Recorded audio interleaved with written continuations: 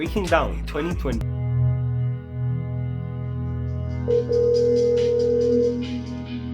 So when I started this song, I started with the intro. The goal was really just to make like a sad atmosphere.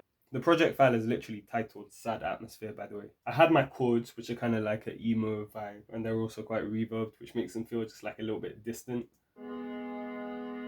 Underneath that, I had this kind of cinematic bass line. I think the thing that makes the intro for me is the telephone sound. There's no meaning behind this telephone other than like it just sounds sad. There's something about a telephone. I don't know if it's like the connotations or maybe the fact that it's a little bit off key that make it sound a little bit emotional. Not sure how that works, but like sometimes when something's a bit off key, it just sounds kind of sad. There's also these drums. I really like these drums.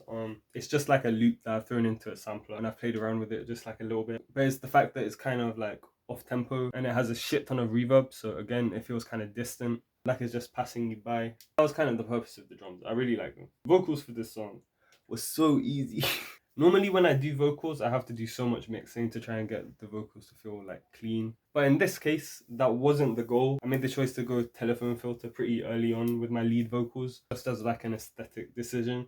Slow down, I wasn't ready. There's my EQ on the lead. It's not quite a telephone filter, but a little bit of extra clarity is kind of needed. The other notable vocal part, which was also really easy and like relatively unmixed, was this.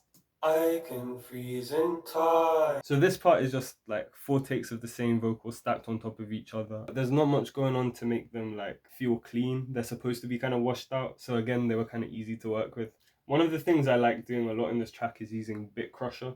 So for parts like this, where the chords kind of go distorted. The cleaner found me hiding in the mansion. Frozen safe. Listen to how distorted that is.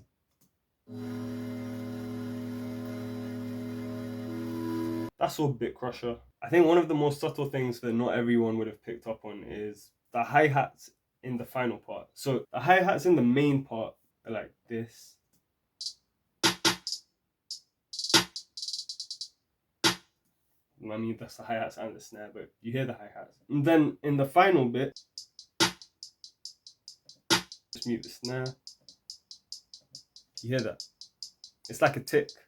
That's fully intentional because it's kind of about time. I want it to be like a clock ticking. It's not actually a tick sound, it's just regular hi-hats, but I've turned down the decay, so instead of going tss, it goes tss. I like that little switch up. But yeah, 2020, super simple, but sounds nice. But I think I'm getting left behind, 'cause I got